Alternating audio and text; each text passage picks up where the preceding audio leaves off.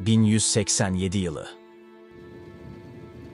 Hıttin Savaşı'nda büyük bir zafer kazanan Selahaddin Eyyubi, yaklaşık 100 yıllık Haçlı işgaline son vermek için Kudüs'e doğru ilerliyordu.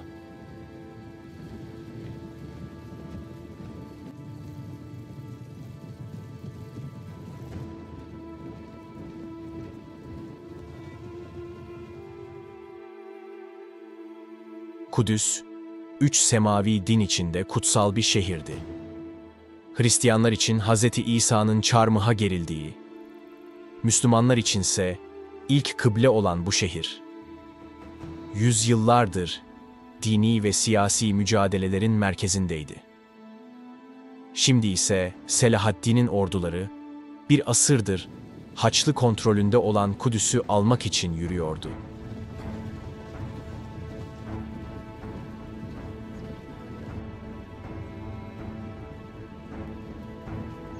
Hıttin'de Haçlı ordusu tamamen yok edilmiş, kralları Gayde Lusignan esir düşmüş, şehrin savunması İbelinli Balyan'a kalmıştı.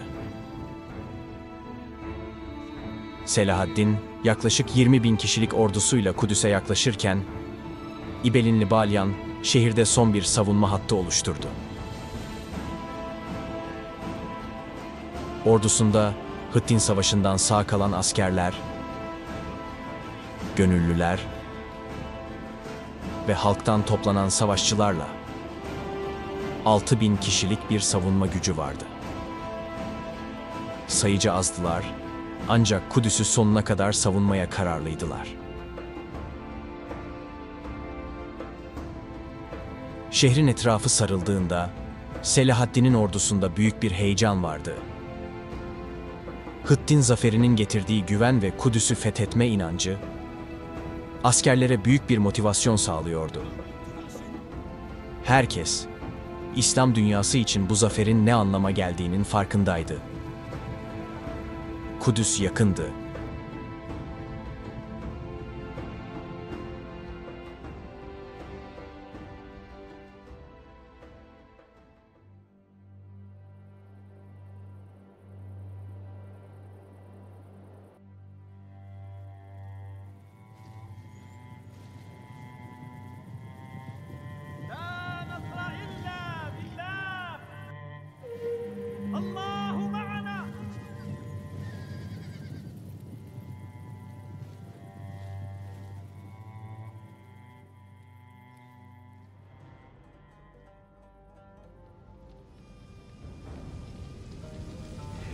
İlk saldırı, Kudüs'ün güçlü surlarını yıpratmak için başladı. Müslüman mancınıkları, seri atışlarla taşları ve yanan mermileri surlara yağdırıyordu. Amaç, doğrudan bir gedik açmak olmasa bile, düşman savunmasını yıpratmak, savunucuları baskı altında tutmaktı. Haçlılar ise başlangıçta karşılık vermedi. Şehrin savunmasını yöneten Balyan, düşmana yanlış bir izlenim vermek istiyordu. Mancınıklarının olmadığı düşüncesini yayarak, saldırganları daha dikkatsiz ve cesur davranmaya teşvik etmeyi umuyordu.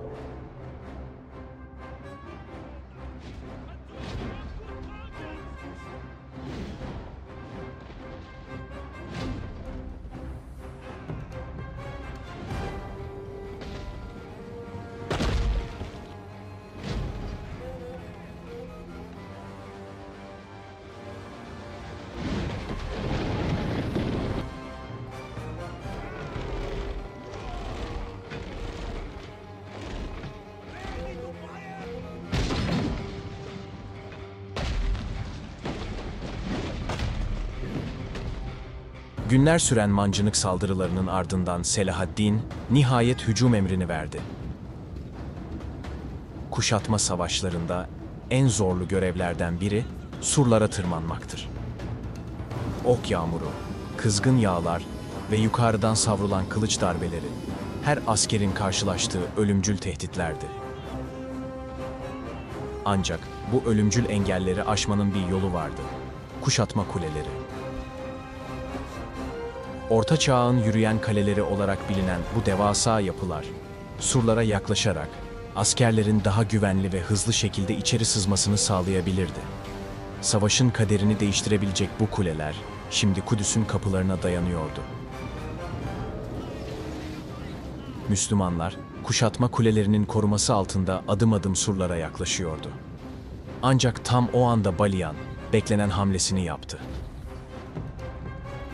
Kuşatmanın başından beri sakladığı mancınıkları ateşledi. Haçlı mancınıkları, Müslüman hatlarına ölümcül darbeler indiriyor. Kulelere isabet eden taşlar bazılarını sarsıyordu.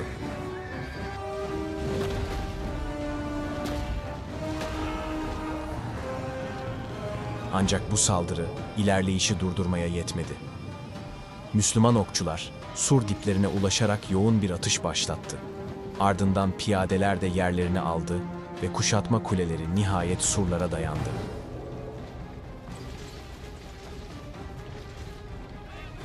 Surların üstünde savaşan her asker Kudüs'ün silüetini görebiliyordu.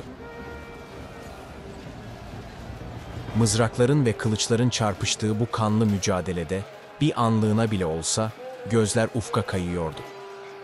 Altın kubbesiyle Kubbetüs Sahra, savaşın ortasında bile göz kamaştırıyordu. Yanında Müslümanların namaz kılmak için can attığı Mescid-i Aksa yükseliyordu.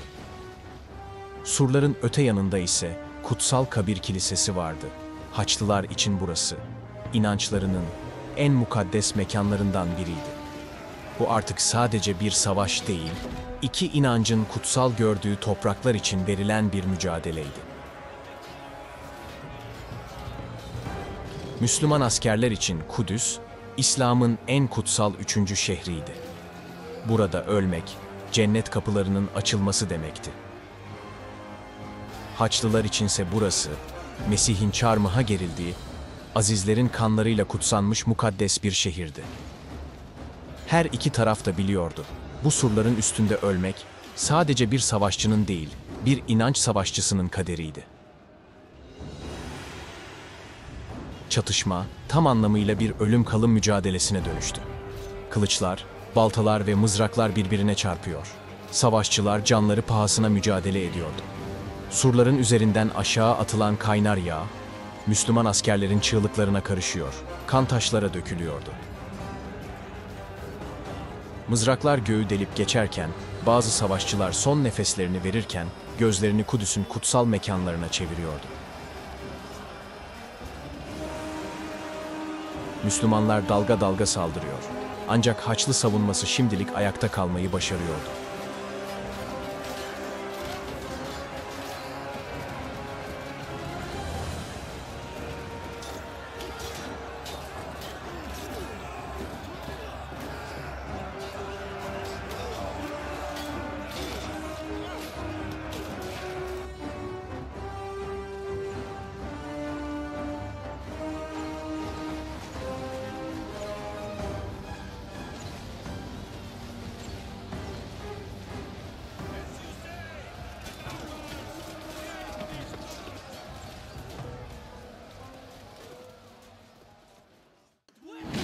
Selahaddin Eyyubi'nin saldırıları Haçlılar tarafından durdurulunca yeni bir strateji geliştirdi. Tüm mancınıklar surların en zayıf noktasına çevrildi. Günlerce süren aralıksız atışlarla taşlar yerinden oynadı, duvarlar çatladı ve sonunda büyük bir gürültüyle yıkıldı. Artık iki taraf için de geri dönüş yoktu. Haçlılar sonuna kadar direnmek zorundaydı. Şehri teslim etmek yerine Selahaddin'e kendi şartlarını dayatmak istiyorlardı. Müslümanlar ise zaferin kapısını aralamak ve Kudüs'ü fethetmek için surlardan içeri girmeye kararlıydı. Tarihin en kanlı çarpışmalarından biri, işte bu yıkılan surun gölgesinde yaşanacaktı.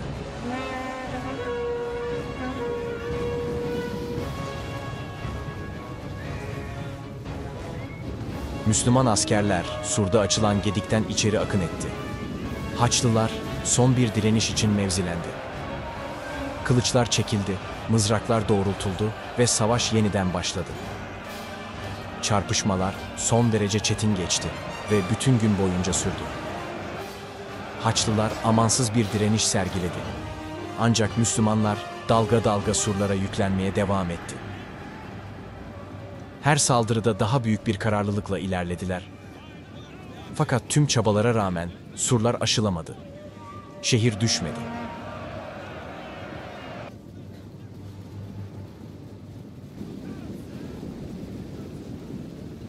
Ancak bu şiddetli çarpışmalar Haçlıları tüketmişti. Artık direnecek güçleri kalmamıştı. Ve tam o anda, 2 Ekim 1187 şafağında, Kudüs surlarının ardında beyaz bayraklar yükseldi. İbelinli Baliyan ve Selahaddin, Kudüs'ün kaderini belirleyecek o tarihi görüşme için karşı karşıya geldi.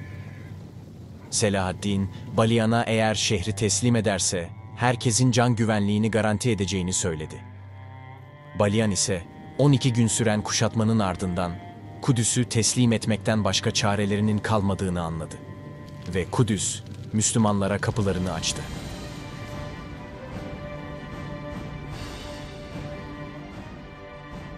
Selahaddin Eyyubi, Haçlıların yıllar önce Kudüs'ü ele geçirdiğinde yaptıkları katliamların aksine sözünü tutarak şehre merhametle girdi.